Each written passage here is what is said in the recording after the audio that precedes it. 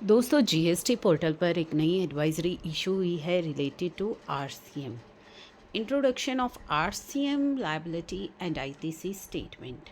तो यहाँ पे to assist the tax payer in correctly reporting RCM transaction को करेक्टली रिपोर्ट करने के लिए, ताकि आप अपनी आरसीएम ट्रांजैक्शंस में कोई गलती ना करें, उनकी रिपोर्टिंग आपकी करेक्ट रहे, इस वजह से एक नई स्टेटमेंट आरसीएम लायबिलिटी कह लीजिए या आईटीसी स्टेटमेंट जो है जीएसटी पोर्टल पर इंट्रोड्यूस की गई है।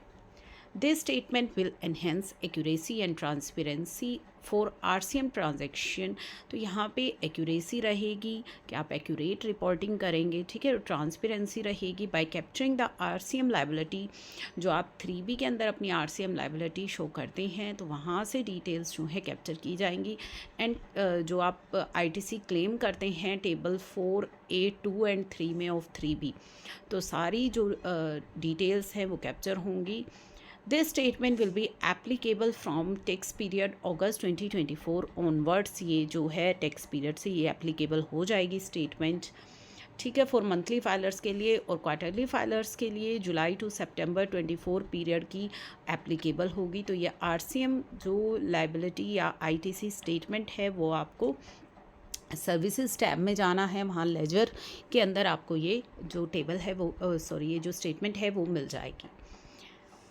अब ये इन्होंने कहा है in case the tax payer have already paid excess RCM liability, अगर आपने एक्सेस पे कर दिया है, however he has not avail the ITC due to any reason, यानी कि पेमेंट तो आपने आरसीएम के अंडर ज़्यादा कर दी है लेकिन उसका आईटीसी आपने क्लेम नहीं किया किसी भी रीज़न की वजह से, तो in such cases they have to fill positive value. आपको जो है उसकी पॉजिटिव वैल्यू ऐड करनी है फॉर सच एक्सेस पे जो आपने किया है, ठीक है, एज ओपनिंग बैलेंस। तो उसको opening balance as a opening balance आप उस अमाउंट को दिखा दीजिए जो आपने एक्सेस पेमेंट कर दी है।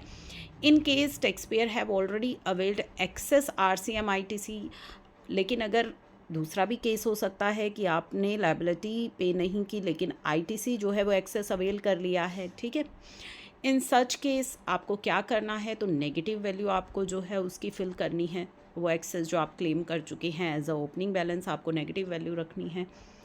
In case tax payer need to reclaim the ITC which was reversed in earlier tax period, ठीक है। तो अगर आप रीक्लेम करना चाहते हो जो पहले आपने रिवर्स कर दिया था आईटीसी, ठीक है, तो अब आप उसे रीक्लेम करना चाहते हो तो please note that RCM ITC shall not be reclaim through table 4A 2 and 3।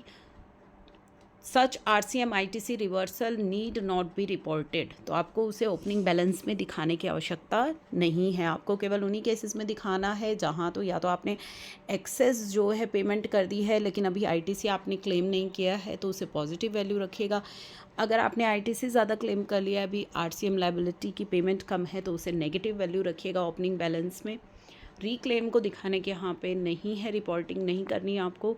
For opening balance please reconcile till the tax period, आपको रिकनसाइल कर लेना है। मंथली फाइलर्स को report the opening balance considering RCM ITC, यानी कि जुलाई जो 2024 तक का जो आपका आरसीएम के अंदर आईटीसी है उसको कंसिडर आपने करना है और ओपनिंग बैलेंस रिपोर्ट करना है। क्वार्टरली फाइलर्स को रिपोर्ट करना है up to financial year 24-25 first quarter तक का, यानी कि अप्रैल टू जून पीरियड तक का ओपनिंग बैलेंस आपको रिपोर्ट करना है वहाँ पे कि अभी तक आपका जो ओपनिंग बैलेंस निकल कर के आ रहा है वो आपको करना है। डिक्लेयर कब तक करना है, 31 अक्टूबर तक का टाइम है, आपको ये ओपनिंग बैलेंस अपना अपडेट कर लेना है। अमेंडमेंट आप इसमें कर सकते हैं अगर कोई रेक्टिफिकेशन आपसे हो गई है, कोई एरर आपसे हो गई है, रेक्टिफाई करना चाहते हैं ओपनिंग बैलेंस के अंदर, तो वो 30 नवंबर तक आप रेक्टिफिकेशन कर सकते हैं और 3 अपॉर्चुनिटी आपको दी जाएगी ये अमेंडमेंट करने की, और ये अमेंडमेंट फैसिलिटी डिसकंटिन्यू हो जाएगी आफ्टर 30 नवंबर। तो 31 अक्टूबर तक अपना ये जो ओपनिंग बैलेंस है इसे रिपोर्ट कर लीजिएगा। कुछ चेंजेस अगर आप करना चाहते हैं तो 3 बार आपको समय दिया जाएगा चेंजेस करने का, और ये अमेंडमेंट फैसिलिटी 30 नवंबर के बाद डिसकंटिन्यू हो जाएगी। 30 नवंबर इसकी लास्ट डेट है। तो ये जो है बहुत इम्पॉर्टेंट अपडेट है, इसे शेयर ज़रूर कर दीजिएगा ताकि सभी को ये अपडेट मिल जाए और अकॉर्डिंगली आप अपनी करेक्ट रिपोर्टिंग जो है वो कर पाएँ। तो इसकी वर्किंग आप कर लीजिएगा, जो भी आपका है ओपनिंग बैलेंस उसे रिपोर्ट कर लीजिएगा, जिस तरह का भी आपका केस है उसके अकॉर्डिंग आपको रिपोर्टिंग करनी है।